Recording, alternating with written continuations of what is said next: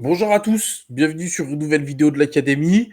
La vidéo intervient le lendemain du match nul contre Twente, 1-1 en Ligue Europa. C'est encore des points de perdus dans une nouvelle compétition cette fois-ci. Et Une donc, première on va pas purge.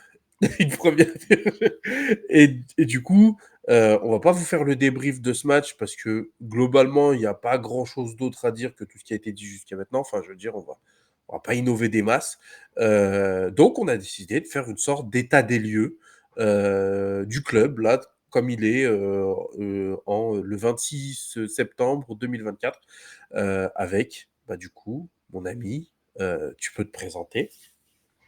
Alors moi c'est Lucas, Lukash, donc fan de United depuis 2006-2007 on va dire. Ça vient en partie du fait que je jouais à FIFA sur ma PSP et que l'emblème du club, enfin l'emblème du jeu c'était Wayne Rooney, donc tu commençais avec Manchester United de base quand tu lançais le jeu. Et depuis ça, bah voilà, j'ai suivi le club. Bon, j'ai eu une courte période avec encore le grand Fergie, mais bon malheureusement après c'était purge sur purge, donc bon. C'est pas incroyable depuis que je suis vraiment tous les matchs, mais voilà quoi. Bon, après, Mais, maintenant, ça fait 10 ans qu'il est parti, donc il y en a, ça fait 10 ans qu'ils suivent le club et ils ont jamais rien connu, hein. ouais, c'est clair. J'ai eu la fin au moins, donc voilà, on se Et contente pas de du plus peu, à mais plaindre. là, ça devient difficile. Hein. Bon, au bout d'un Ouais. moment, Donc voilà, Lucas qui est un fidèle de l'académie, qui est là souvent, qui est souvent avec nous sur les vidéos, sur les lives Twitch, que ce soit dans les commentaires ou même qui est là pendant FM. On a fait une partie ensemble avec Riku aussi. Et voilà. Donc, bah, ses avis sont toujours intéressants, moi, je trouve. Donc, j'ai trouvé que c'était bien qu'il puisse venir. Je trouve qu'il est même plus intéressant que Grigny. Donc, ah, le salaud, ça en profite. Hein. donc voilà. Et ben écoutez, cette vidéo, elle va être sur trois grandes parties. La première, c'est genre faire un état des lieux, c'est-à-dire quel est le problème. On va exposer la situation, mais vous la connaissez. On va se demander quel est le problème. Ensuite, on va se demander, bah, avec les problèmes qu'on a identifiés, est-ce que c'est résoluble sur du court moyen terme ou est-ce que c'est vraiment pourri? Et la troisième, ça va être bah, la suite. Qu'est-ce qu'on va faire? Qu'est-ce qu'on voit pour la suite? Donc voilà, et ben écoutez, on va lancer cette vidéo tout de suite après l'intro. Le temps que vous vous abonniez, que vous likez, et puis que vous commentez pour que vous nous donniez un peu votre analyse sur le club. Qu'est-ce que vous en pensez? Et il commence à y avoir des supporters, surtout d'Arsenal et de Chelsea, qui nous suivent parce qu'on débriefe pas mal. D'ailleurs, ce week-end, on va aussi vous débrief hein, parce que vous êtes concernés. Chelsea, je crois, joue contre Brighton, donc ça va être un match intéressant. Donc restez branchés aussi. Et ben, donnez-nous aussi votre avis extérieur sur le club qui est Manchester. Est-ce que vous êtes content que j'imagine que oui. Est-ce que vous êtes content? Qu'est-ce que vous identifiez? Enfin voilà, votre avis nous intéresse. Évidemment, les supporters de Manchester United, vous avez votre expertise, donc ça m'intéresse aussi d'avoir votre avis. Voilà, allez, maintenant, vous abonnez, vous likez. Pendant ce temps-là, moi j'envoie l'intro. À tout de suite.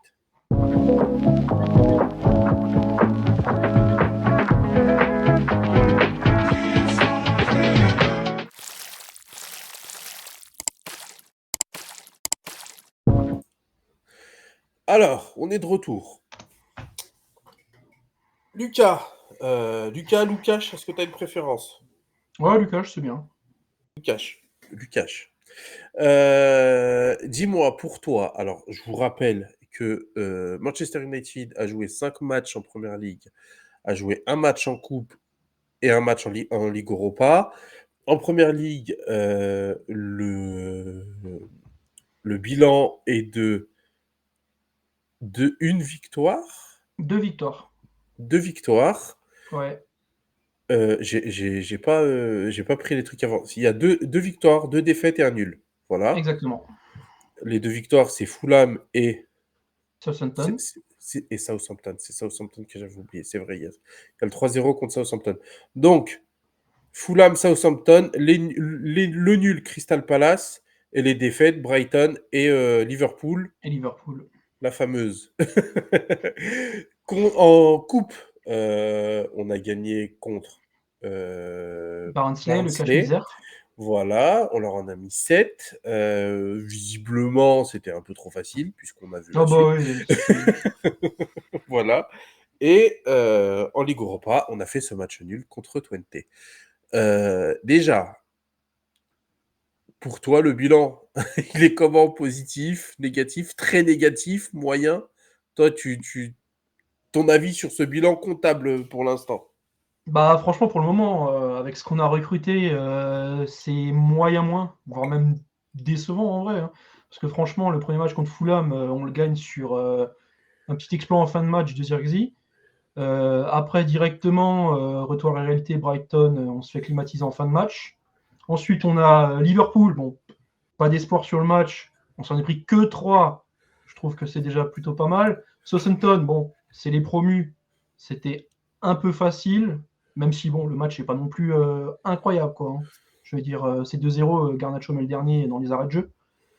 Le match de coupe contre Barnsley, bah, c'était. Je veux dire, si on ne gagnait pas minimum 4-0, c'était honteux, quoi.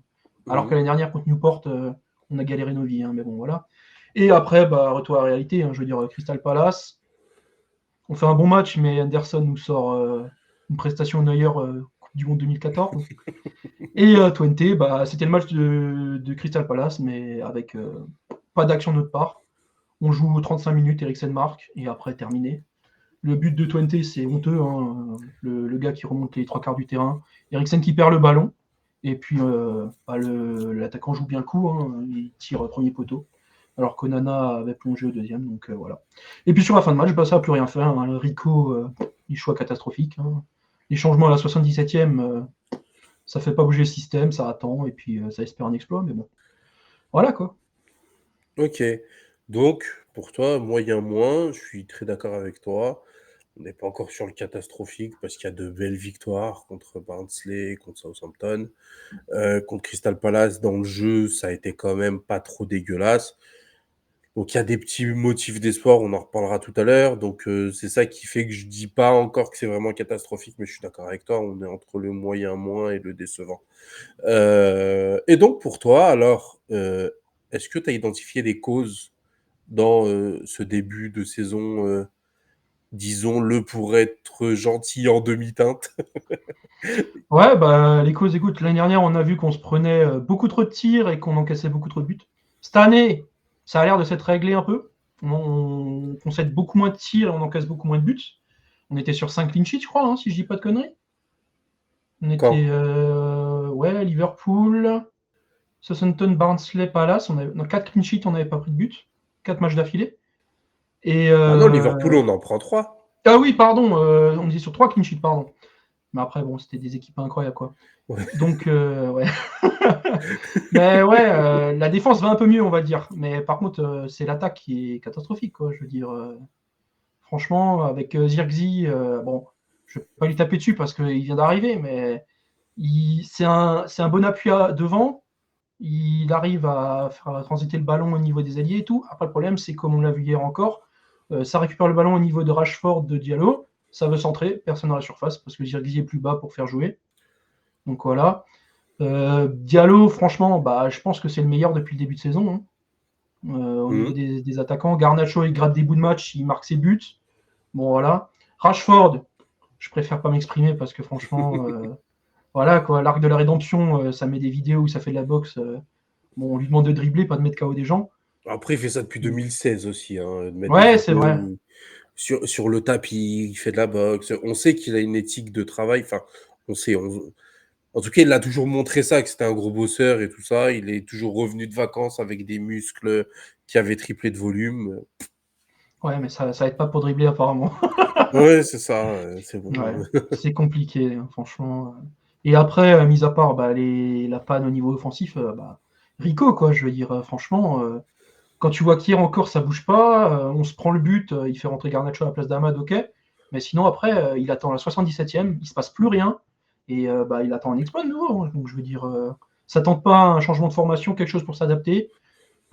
Je veux dire, au bout d'un moment, bah, il fait rien, il attend le boug, hein, tu le vois sur le terrain, il est dépité, il bouge pas. Derrière, tu as Van Nistelrooy, il se demande ce qu'ils branle ici, quoi. Je veux dire. Mmh. Est-ce que tu penses que... Alors moi, Ugarte, je ne l'ai pas assez vu. Toi, tu l'as vu hier contre Twente. J'ai vu qu'il s'est fait terminer sur Twitter. Donc, j'imagine... Ah oui, parce que je ne l'ai peut-être pas dit, mais j'ai pas pu regarder le match de Twente hier. C'est aussi en partie pour ça que j'ai invité Lucas, parce que lui, il l'a vu. Mais bon, en soi, je n'ai pas l'impression d'avoir raté le truc du monde. Mais j'ai vu que Ugarte s'est fait terminer. Mais au-delà d'Ugarte, il y a aussi Zirkzee, il y a Mazraoui, il y a Delirte, enfin, il y a des recrues, dont une qui est blessée. Euh, Est-ce que le mercato pour toi fait partie des problèmes ou pas? Non, non, je pense franchement, quand tu vois les recrues, bah, De Ligt, pour l'instant, ça se passe très bien. Quand il joue, franchement, il n'a pas fait de grosses conneries pour l'instant. Mazraoui, incroyable, rien à dire. Je pense que ça a encore été le meilleur hier sur le terrain, quasiment, hein. Le mec, il est partout, franchement, aucun problème. Zirkzee, bah, comme dit, franchement, après, je sais plus si à Bologne, ça jouait avec deux attaquants ou pas. Mais pour moi, franchement, il faudrait peut-être tester en combo avec Oyund. Ça peut faire quelque chose. Mais tout seul, je trouve, il recule trop sur le terrain pour faire jouer. Il vient presque à la place de Bruno. Et Mais donc, est-ce que Bruno. justement, c'est pas de la faute des ailiers qui, eux, sont pas foutus de rentrer prendre la place derrière? Peut-être que c'est ça qui l'attend. C'est possible aussi, c'est possible aussi. Mais je veux dire, c'est compliqué, quoi. On a Rashford C'est. qui est capable de rentrer dans l'axe, il peut jouer neuf, tu vois. Donc, quand tu as. Et puis, tu as Bruno qui peut monter aussi d'un cran quand Zirkzee descend chercher le ballon aussi, tu vois. Ouais, effectivement. Euh, Est-ce que c'est pas un problème soit des joueurs, soit du système, pour ne pas nommer la personne en charge du système, soit du système qui fait que les choses ne sont pas assez bien huilées et que bah, quand Zirkzee décide d'aller chercher le ballon plus bas, il le fait lui-même tout seul et que les autres doivent s'adapter. Ça peut-être pas forcément s'adapter non plus d'eux-mêmes. Enfin voilà, j'ai pas l'impression que les choses soient réfléchies dans ce sens-là, tu vois, de se dire bon, on a un attaquant qui est comme ci, qui est comme ça. Ça, c'est un truc que j'avais en plus que j'avais pointé cette année quand on a parlé de Zirkzee. J'ai dit que moi, Zirkzee, au niveau du joueur, c'est tout bon. Le prix, ça me va. Le joueur a l'air bon. Le profil me plaît. Tout me plaît chez Zirkzee, sauf un seul truc, c'est euh, dans ce Manchester United-là, qu'est-ce qu'il va foutre? Ouais, c'est vrai. On a essayé de toute l'année de jouer avec un neuf qui reste dans la surface, qui campe devant le but et qui essaie de marquer des buts. Et là, on va aller chercher un neuf qui va descendre, chercher le ballon, etc. Donc, qu'est-ce qu'il vient foutre ici? Moi, je suis assez pour aussi pour les tenter à deux, mais comment on va faire? Parce que si tu les mets tous les deux sur le terrain, tu mets tes deux seuls buteurs sur le terrain, en fait. Ouais, effectivement. Et puis ça va être compliqué parce qu'après, si tu tentes un espèce de 4-2-4 et tu laisses encore deux ailiers sur le côté, je pense qu'au milieu, on va se faire terminer, hein. Ça va être trop Bah, trop le milieu, compliqué, tu es hein. obligé de mettre un truc de putschiste avec Casemiro et Ugarte, hein. Tu peux pas Ouais, faire bah oui, autrement. clairement, c'est ça le problème, hein. Donc ça veut dire que Mainu il saute. Et, ou alors, bon, si Rico, je le vois bien encore mettre Bruno en ailier droit Ouais.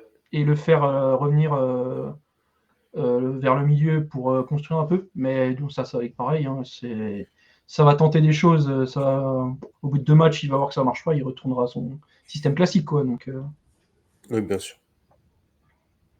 Il a trop de joueurs que ça balancerait à la poubelle, juste pour le bien-être de Zirkzee ouais. et de Højlund, pour pouvoir essayer le 4-2-4, même si moi je trouve que c'est pas une mauvaise composition, tu vois, mais voilà, avec notre effectif, c'est compliqué, et puis c'est lui qui a construit cet effectif, donc il l'a pas construit comme ça, donc il a aucune raison de faire ça.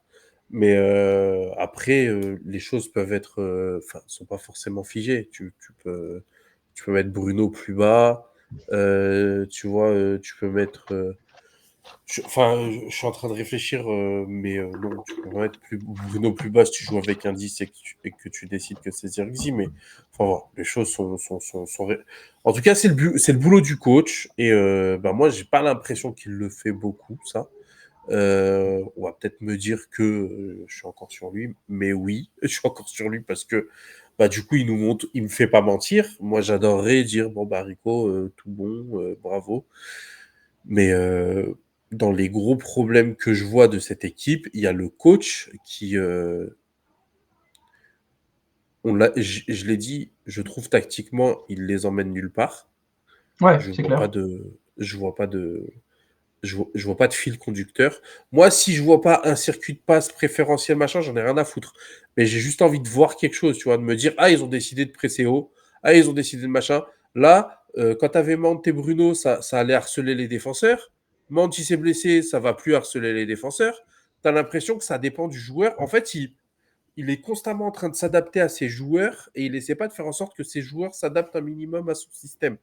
Quand il a un défenseur qui s'est relancé, il joue d'une telle manière. Quand il n'a pas son défenseur qui sait, alors il essaie de s'adapter. Normalement, c'est une qualité, mais le problème, c'est que à force de s'adapter, eh ben, il n'a pas de.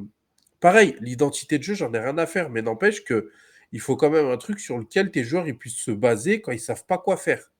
Ça veut dire que à un moment donné, tu es dans la merde, tu te fais presser, tu as la tête sous l'eau, etc. Tu dis, bon, d'accord, on revient au basique. On sait très bien que le coach, il veut qu'on joue comme ci, comme ça, comme ça. On va jouer comme ci, comme ça, comme ça.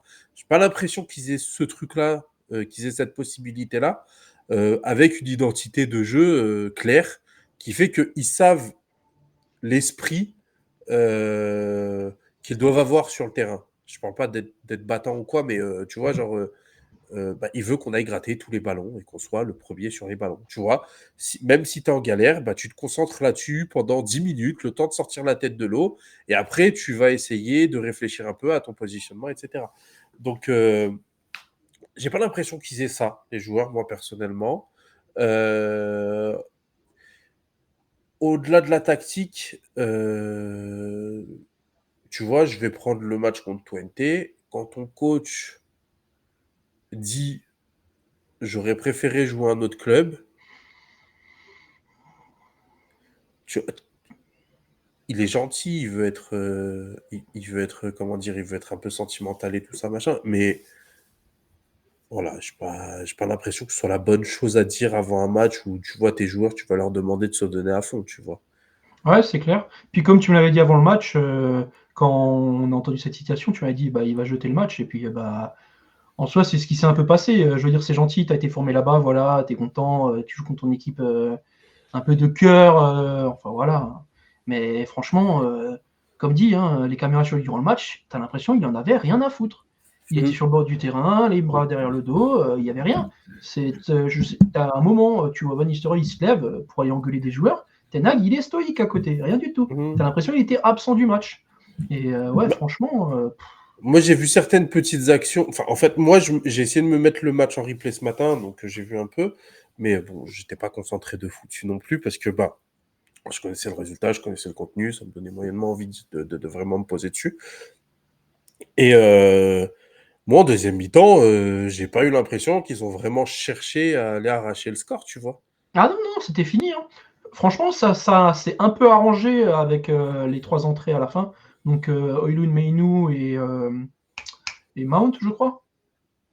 Oh, je l'ai Non? plus, moi, là, ça, par Je contre. sais plus qui est le troisième qui est rentré à la Ouais. fin. En tout cas, à partir de là, avec Meinu, bon, c'était pas non plus incroyable, mais il a réussi à gratter 2-3 ballons. Ça s'est un peu arrangé. Mais franchement, après, voilà, ils étaient en bloc bas, Twente, ils gagnaient une touche, ils célébraient le truc. Enfin voilà, pour eux, un match nul, c'était fini. Et puis après, on n'a plus rien réussi à faire, hein. Et Ouais, puis, eux, ils au-delà étaient de ça. galvanisés, Ah oui, mais oui, c'est la honte bah, pour eux. à la fin, tu vois le coup de sifflet final, les mecs sont par terre en mode on a gagné la Ligue des Champions, quoi. Ouais. Non, non, c'était ouf, hein. Mais ouais, et puis quand tu vois certains joueurs aussi, je veux dire, il y a des moments. Bruno, il a des cernes, mon vieux. T'as l'impression, il a enchaîné 50 matchs. Je pense qu'il faudrait peut-être aussi qu'il se repose un peu le vieux père, quoi. Ouais. Ça Bah, devient vraiment compliqué, hein. Je vois, t'en as beaucoup qui sont tombés dessus aussi.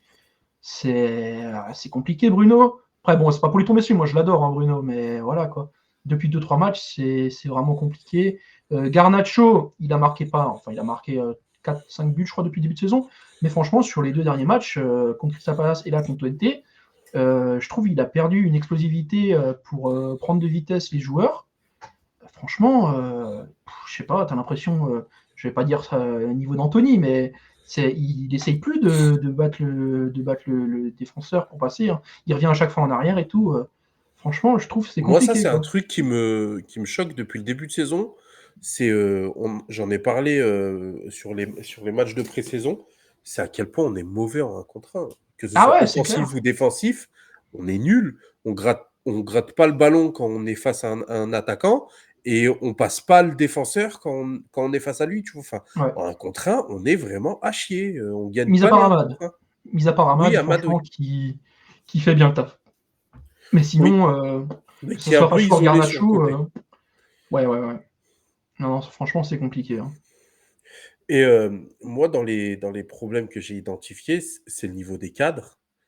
Quand tes cadres, c'est Amad et Mainou, Ouais. alors que sur un terrain, tu as Rashford, tu as Bruno, tu as Onana, même si c'est sa deuxième saison, bah, il a quand même fait une finale de Ligue des Champions.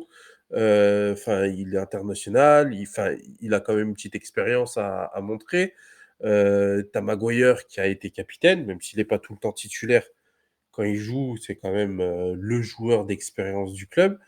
Je trouve que c'est quand même pas normal d'avoir des cadres aussi peu fiables, aussi peu cadrants, en fait. Clairement, c'est ça. Ils devraient cadrer tout le monde et ils le font pas, quoi.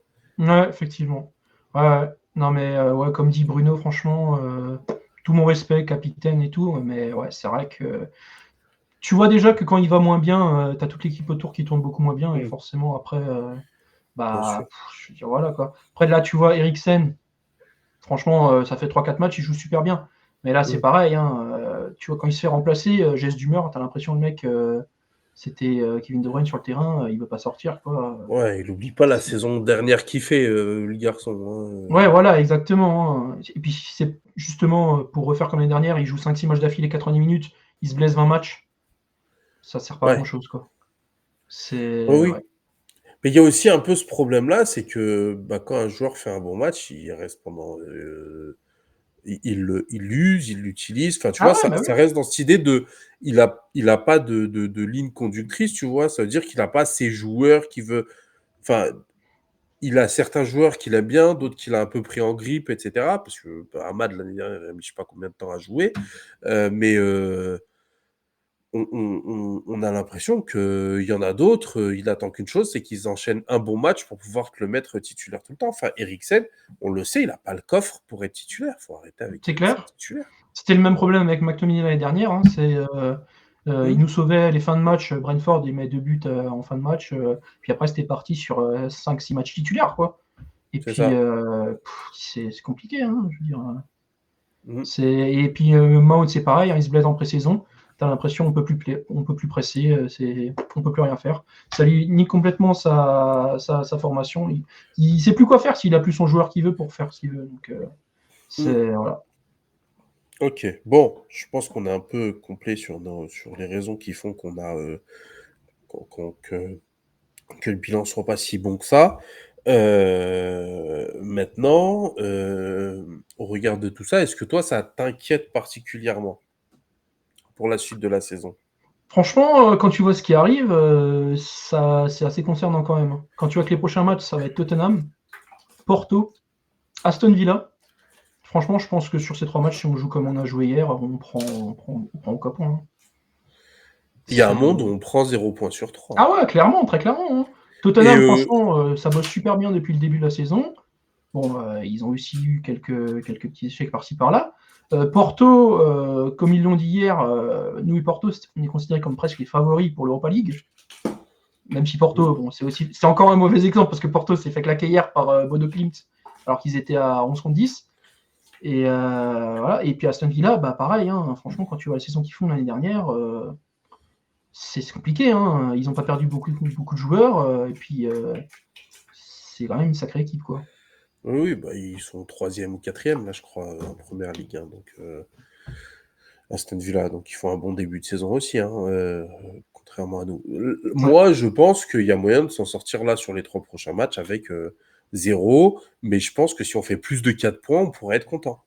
Ah oui, très clairement. Si déjà on arrive à avoir quelque chose contre Tottenham, je pense que ça peut être déjà pas mal. Quoi. Porto, je ne vois même pas gagner. Enfin, je vois pas dans quel monde on va gagner une équipe comme ça, Bourbier, justement, qui est pas au mieux de sa forme et tout ça, machin. S'ils perdent, je pense que ça veut dire qu'ils vont faire une saison de merde. Euh, Tottenham, il y a moyen. En vrai, Tottenham, c'est le match où j'ai le plus d'espoir. Si on perd contre Tottenham, Voilà. Je Ouais. pense que et Je crois que voilà. Tottenham, ils sont attends, ils sont même ouais, ils sont pareils que nous, ils sont à 7 points, Ouais, ouais, 2 mais parce matchs, qu'ils ont de victoire, 1 nul de ouais. défaite, ouais. Ah bah, après eux, ils ont perdu des matchs, plus il me semble, ouais, je sais qu'il y a Newcastle dans les défaites et Arsenal. Ouais, effectivement, ouais, Ils ont pas perdu Brighton et fait nul contre, Crystal Palace, tu vois? Enfin, c'est clair. donc heu, donc voilà. Après, moi, court moyen terme, je vois quand même, bah, déjà dans mes motifs d'espoir, il y a le fait que, bah, il y a, je pense pas que le coach va pouvoir continuer comme ça pendant 6 mois, Non, non. tu Comme vois? dit, ils ont parlé du fait que ça sera jugé, quand il y aura la trêve internationale d'octobre. Je pense que de toute façon, si sur les prochains matchs on fait un 0 pointé, c'est fini Ten Hag, hein. Après à savoir qui va prendre la place, mais ça va pas durer très longtemps, je pense, hein. Mmh. Même si j'ai vu encore des trucs aujourd'hui comme quoi, ça accorderait, la confiance à Ten Hag et ça attendrait pour des résultats. Mais ils vont pas pouvoir attendre éternellement de toute façon. Ouais, puis le nombre de coachs qui se font virer 2 semaines après qu'on ait renouvelé notre confiance, Ouais, ce serait pas le premier à s'être fait avoir là-dessus, hein, c'est clair. mais oui, moi je pense que, beh, c'est un motif d'espoir parce que clairement, je pense que c'est un des problèmes. Les pro Ten Hag, calmez-vous, ce n'est pas le problème, c'est pas que le problème, mais il fait partie des problèmes. Il y a des joueurs qui pourraient être meilleurs si c'était pas Ten Hag, je pense, par exemple. Je pense aussi que, bah, voilà, comme j'ai dit, quand tu as un coach qui n'a pas d'idée, bah, tu as quand même du mal à être serein sur le terrain, tu vois? Et ça se ressent dans les prestations.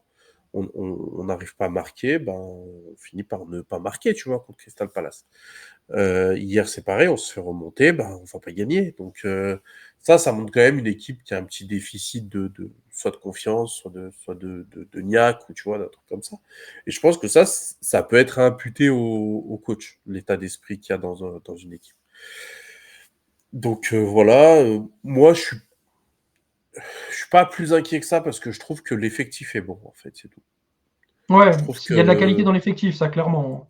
c'est ça. Après Donc je le pense vrai que problème, ça va être aussi que Ten Hag a ramené la moitié des Pays-Bas et de l'Ajax au club. Il va falloir que le potentiel entraîneur suivant réussisse à faire tourner ça aussi, quoi.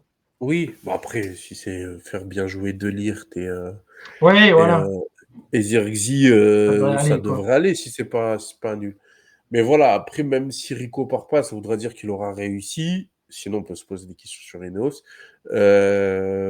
Mais voilà, en tout cas, moi, je suis pas plus inquiet que ça parce que je trouve que l'effectif est qualitatif. Je trouve que dans le jeu, il y a du mieux par rapport à la saison dernière quand même. Ça me fait chier de le dire parce que j'ai pas envie de valoriser des matchs aussi nuls, mais le match contre Crystal Palace l'année dernière, on ne l'a pas fait tant de fois que ça. Le match contre Southampton, on ne l'a jamais fait l'année dernière. Le match contre Barnsley non plus. Donc il y a quand même du mieux, même si on a parlé de tout ce qui était inquiétant quand même avant. Donc il y a quand même des motifs d'espoir. Je pense que c'est pas foutu foutu, mais il va falloir, très vite se remettre dedans si on veut pas faire la saison comme la saison dernière, quoi. Et puis C'est on va clair. pas à chaque fois gagner une Carabao Cup, ou une FA Cup pour sauver le truc. Il a 2 trophées quand même, attention, hein, faut pas l'oublier. Il y a que Pep qui a fait mieux, hein, depuis qu'il démarre. Ouais, Mais voilà, après, il y a sa com aussi qui est compliquée, hein, à notre coach, hein, enfin voilà. Donc voilà, et puis aussi dans les motifs d'espoir, il y a aussi le fait que je trouve que le club est bien structuré. ouais, Euh, ça, on l'a depuis vu l'arrivée cet d'Ineos, il y a rien à été, dire, hein. c'est ça, ils sont allés chercher les joueurs que le coach voulait. Ils ont, alors, pas très bien géré, l'histoire du coach parce que ça a duré 3 plombes pour rien en plus. C'est peut-être le petit point noir de cet été. Mais sur tout le reste, quand on va chercher, des gars dans le staff, à chaque fois, c'est des noms qui font plaisir. Quand on va chercher des jeunes, c'est souvent des noms, qui sont convoités par les plus grands clubs. Le recrutement est cohérent. J'ai quand même l'impression que ça travaille assez sérieusement. Donc c'est aussi un motif d'espoir pour moi. Mais voilà, c'est à voir. Toi, ouais, ouais, court moyen terme, à part juste les matchs, tu sais, vraiment les 3 matchs et tout ça, la saison, tu la sens comment toi? Franchement, comme j'ai dit, le recrutement, il y a rien à dire. Le recrutement était très bon, donc ça après, on peut pas imputer ça à Ineos, voilà, il y a pas de souci. Après, ça va être compliqué, quoi. Je veux dire, personnellement, je suis pas le plus optimiste au monde pour la saison, quoi. Ouais, Quand je vois qu'on est au 6e ou 7e match de la saison, que bah il se passe toujours rien, quoi. Mis à part le cache-misère, comme j'ai dit, Barnsley, on met 7-0, mais c'est une équipe de 3e division. On peut pas. Les gens qui sont excités là-dessus, on est de retour et tout. Non, c'est pas possible. C'était l'équivalent du PSG qui bat Sochaux, quoi. C'est pas possible. mmh, C'est voilà. Et comme dit, c'est vraiment très compliqué, quoi. Si on n'a pas minimum un niveau qu'on avait contre Crystal Palace, ça va pas tenir, hein. Franchement, je vois même peut-être si on passe pas les premiers tours d'Europa League, ça va être calamiteux, quoi. ouais. Parce que Twente, quand je regarde sur les adversaires qu'on a joués, Twente, c'était presque le bas, hein. Oui? Et si on sort une disaster class comme ça, contre des adversaires comme ça, où tu connais un ou deux joueurs dans l'équipe, le reste, t'as jamais eu de ta vie, ça va pas aller, hein. Après, comme Mmh, dit, si on change d'entraîneur, qu'il y a peut-être une relance, ça va peut-être mieux se passer. Mais si ça reste comme ça, que ça agit pas, que Rico continue, on n'aura rien à foutre, bah voilà, quoi. mmh, ouais. Et OK. Et pour la suite, toi, à part, éventuellement virer le coach, est-ce que tu vois d'autres ajustements qu'il y aurait à faire dans ce club ou dans cette équipe pour essayer de remonter la pente, pour essayer de faire en sorte que ce soit une équipe qui marche bien? Bah franchement, avec le staff qu'on a ramené, Berada et tout, je pense que la cellule de recrutement, bah c'est compétitif, ça va chercher des bons joueurs. Je sais qu'il y a ton petit Dibling de Southampton que t'aimes bien là. Ouais. Mais mais non, franchement, je pense que ça va faire du bon taf maintenant. On a des gens qui sont là pour ça, et puis on a encore, bah, par exemple, Shido qui va arriver d'Arsenal là, quand on aura enfin décidé de payer ou pas les frais C'est ça. de formation. Mais franchement, après, ouais, il faut vraiment un coach qui a une idée en place, qui mette un plan de jeu en place cohérent et que les joueurs s'adaptent là-dessus, quoi. Je veux dire, on a l'équipe, on a les infrastructures, on a les personnes compétentes plus haut pour que ça fasse tourner le club. Je veux dire, c'est pas pour tout lui mettre sur le dos, mais bah, le seul point noir pour l'instant, c'est Rico, quoi. Ouais, bien sûr. Et les joueurs en OK. méforme aussi. Ouais. Bah, moi, je pense que de toute façon, les choses sont liées. Je pense que si on vire Rico, ça va au moins insuffler. Bah, c'est pas pour tout mettre sur son dos, mais même s'il y a des choses pour lesquelles il y est pour rien, ça va de toute façon insuffler un nouveau souffle. Ouais. Et ça peut que être positif vu la situation dans laquelle on est actuellement. Donc, je rappelle quand même qu'on a une première ligue qui est quand même super compétitif, où tu risques de perdre des points dès que tu joues. Donc, enfin, dans le foot en général, c'est ça, mais en première ligue encore plus qu'ailleurs. Donc, je pense qu'il va pas falloir attendre trop, parce que on l'a vu avec d'autres coachs, quand la situation elle sent pas trop, tu perds beaucoup de temps à essayer d'éviter l'inévitable, tu vois. Je pense pas que c'est encore inévitable qu'ils partent, mais pour moi, enfin, tu vois, genre une défaite contre Tottenham, faut que ça vire, quoi. Oui, il faut que ça commence déjà à faire vraiment bouger les choses, hein. Ouais. Donc bon, peut-être aussi commencer à remettre certaines choses en question, les statuts des joueurs. Je parle pas de Bruno parce que j'ai pas envie qu'on se jette sur Bruno n'importe comment. Mais bon, c'est vrai que 2-3 matchs sur le banc, ça lui ferait pas de mal, tu vois. Enfin, Ouais. l'année dernière, quand il revient de sa blessure, c'est un autre joueur, hein, donc ça lui fait du bien de temps en temps de se reposer. C'est pas parce qu'il peut jouer qu'il doit jouer. Euh, Puis surtout quand tu sais pas le foot où le foutre et que tu le fous à droite, enfin, laisse-le se reposer en fait au mieux, au Ça me rend mieux. fou, ça, vraiment. Bruno en allié droit, Ouais, c'est une hérésie, mais ouais. Et du coup voilà, hein, donc voilà pour moi. Après, on n'a pas une baguette magique, hein, mais oui, je pense que ça va passer forcément par le coach si on veut que les choses bougent. C'est quand même lui qui incarne les choses dans le club, quoi. C'est lui qui en charge de l'état d'esprit, du système, de toutes les choses qui bug et qu'on a vu. Et si le coach ne part pas, il va falloir à minima que la direction aille lui mettre la pression, lui dise Ouais. qu'il fallait autre chose. Soit qu'il l'accompagne, peut-être que le gars est limité tactiquement. J'ai quand même un peu de mal à y croire vu l'Ajax, etc., sa formation. Mais bon, on ne sait pas. Donc peut-être qu'il a besoin d'être accompagné. Donc dans ce cas-là, il faut l'accompagner. Ou alors, faut le virer, quoi. Mais on ne peut pas ne pas lui demander plus.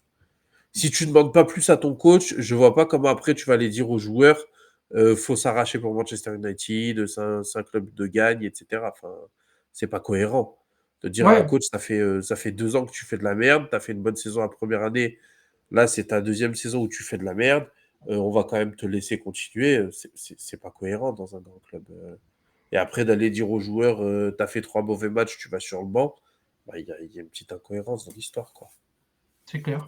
Ouais, ça peut pas rester au point mort comme ça, de toute façon. Il faudra forcément faire bouger les choses. Puis bah malheureusement, si Rico doit sauter, ben Rico sautera, et puis voilà, hein. C'est ça, ce sera bien fait pour lui. Enfin, voilà. Bon, en tout cas, je pense qu'on a été assez complet. On va aller maintenant sur Twitch, sur FM. Ceux qui veulent, on y sera sûrement là quand vous regarderez la vidéo. Si vous la regarderez pas demain soir. Ni demain matin, on va pas passer la nuit dessus, mais voilà. Ceux qui regardent la vidéo direct quand elle sort, on sera sur Twitch. Donc si vous avez envie de parler de la vidéo avec nous, de nous regarder jouer sur FM avec nos bons petits clubs de Oxford, Derby County et Riku, c'est quoi déjà? Portsmouth, Et notre Portsmouth. superbe championship, ça va être calamiteux. On est tous les trois en prévision relégable. Relégable. Donc voilà, si vous voulez venir soit en parler avec nous, soit regarder, puis regardez ceux qui ont pas assisté à la draft, vous avez loupé le banger de Pickford. Pickford, l'incroyable attaquant, hein, non, c'est exceptionnel. La demi-volée de Pickford, vous l'avez raté, donc faut être là sur Twitch. Donc voilà, bah écoutez, bon, même si vous regardez la vidéo quand on n'est pas en live, vous pouvez vous abonner sur Twitch parce que bon, on y est souvent en ce moment. Vous pouvez vous abonner à cette chaîne, liker, commenter, nous donner votre avis sur cette vidéo. Vous avez encore la chance de ne pas avoir de pub parce que YouTube a décidé de m'arnaquer mon argent. Donc ils m'ont dit pour l'instant les vidéos sont pas monétisables tant que j'ai pas vérifié mon identité machin, faut qu'ils m'envoient un courrier et tout. Donc bah profitez de la vidéo sans pub. Bravo à vous. Euh, et puis voilà, on se retrouve très vite pour une nouvelle vidéo. Ciao. Tchuss.